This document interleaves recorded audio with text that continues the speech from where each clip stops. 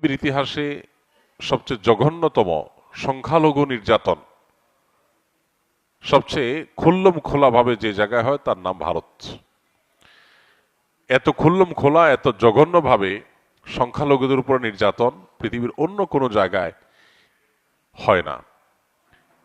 অভিশপ্ত ইসরায়েলিরা যে ফিলিস্তিনে যেটা করছে সেটাকে তো সংখ্যালঘু নির্যাতন বলা চলে না, সেটা তো আগ্রাসন, দখলদারিত্ব।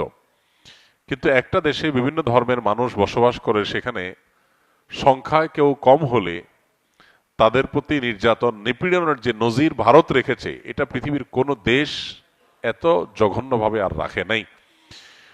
তো এই জন্য প্রথম কথা হলো, ভারতের মাজলুম অসহায় মুসলমান, নির্যাতিত মুসলমানদের পাশে আমাদের সামর্থ্য অনুযায়ী দাঁড়ানোটা ফরজ। যতটুকু সামর্থ্য আছে ততটুকু, কিন্তু দাঁড়াতে হবে আমাকে। যতটুকু যেভাবে সম্ভব ততটুকু সেভাবে আমাদেরকে দাঁড়ানোর চেষ্টা করতে হবে।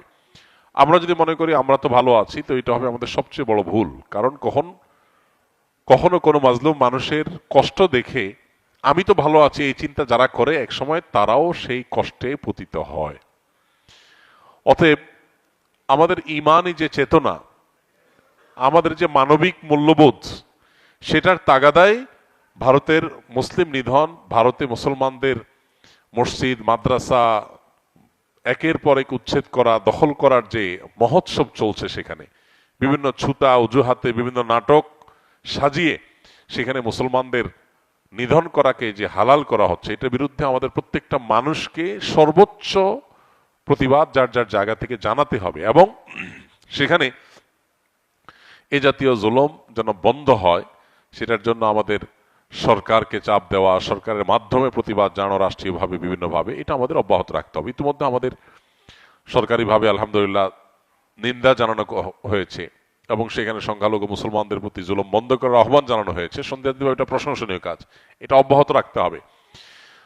আমাদের সবচেয়ে লজ্জা হয় যখন আমরা দেখি যে ভারতীয়রা বা ভারত আমাদেরকে বলে যে দেশে সংখ্যালঘু হিন্দুদের প্রতি জুলুম বন্ধ করতে।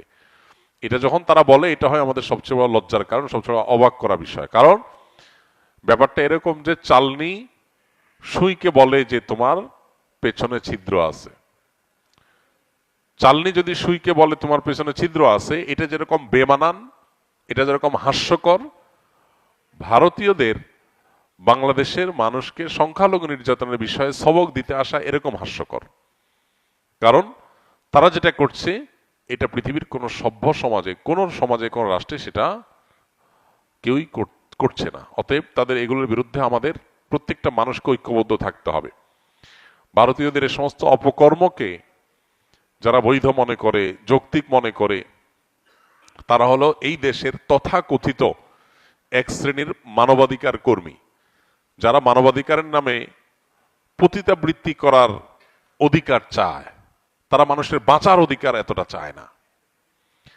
যারা মানবাধিকারের নামে একজন মানুষের সৃষ্টিগত যে পরিচয়, সেটাকে তারা পরিবর্তন করার অধিকার চায়।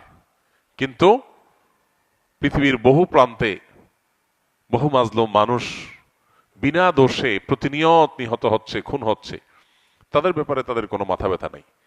এই মানুষগুলাই এই ভারতে যে মুসলিম নিধন চলছে সে ব্যাপারে দেখবেন মুখে কুলুপ দিয়ে বসে আছে। অন্যান্য বিষয়ে তারা দেখবেন খুব সরব। কোনো মুসলমান যদি কোনো ভুল করে, সেটা নিয়ে তাদের সবাইকে দেখবেন সরব হয়ে গেছে। কিন্তু মুসলমানদের নিধন চলছে, এরপরে তারা সবচাইতে চুপ। আল্লাহ তাআলা আমাদেরকে কপটদের চেনার তৌফিক দান করুন এবং আমাদের কর্তব্যটুকু আমাদেরকে পালন করার তৌফিক দান করুন। যার যতটুকু সাধ্য আছে তার ততটুকু সাধ্য দিয়ে অন্যায়ের বিরুদ্ধে প্রতিরোধ, প্রতিবাদ চালিয়ে যেতে হবে। আল্লাহ আমাদের সেই তৌফিক দান করুন। শুধুমাত্র আকীদাগত পার্থক্যের কারণে একজন মুসলমান অপর মুসলমান ভাইকে গালিগালাজ অথবা আহত করার হুমকি দিতে পারে কিনা, খুবই জঘন্য কথা। লম্বা জুব্বা পরে, মুখে দাড়ি নিয়ে, নামাজ কালাম পড়ে আমরা এক আকীদার মানুষ আর এক আকীদার মানুষকে, এক দল মুসলমান অন্য দল মুসলমানকে গালিগালাজ বা বাজে কথা বললে সেটা অবশ্যই ইসলামের লঙ্ঘন। এরকম কাজ যারা করেন তারা মনে করেন তারা ইসলামের খেদমত করতেছেন। তারা মূলত নফসের পূজা করতেছেন, তারা ইসলামের কোনো খেদমত করছেন না। যার যার নিজের চিন্তা দর্শনের পক্ষে তিনি কথা বলবেন, সেটা প্রমাণের চেষ্টা করবেন, সেটার দিকে আহ্বান করবেন, স্বাভাবিক। কিন্তু বিপরীত মতের লোকদের গালিগালাজ করা, এটা ফাসিকি কাজ। নবীজি বলেছেন সেবাবুল মুমিনি ফুসুক, কোন মুসলমানকে গালি দেওয়া এটা ফাসিকি কাজ, গুনাহের কাজ, কবিরা গুনাহ। বিধায় এটা কোনো মুসলমান করতে পারে না। আমরা আজকাল অনেককে দেখা যায় অনলাইনে একদল আরেক দলের বিরুদ্ধে গোষ্ঠী উদ্ধার করা, বাজে মন্তব্য করা, ধারণামূলক মন্তব্য করা, এগুলো আমরা অনেকে অহরহ করছি এবং এগুলোকে দোষে কিছু মনে করছি না। আল্লাহ আমাদেরকে হেদায়েত দান করুন।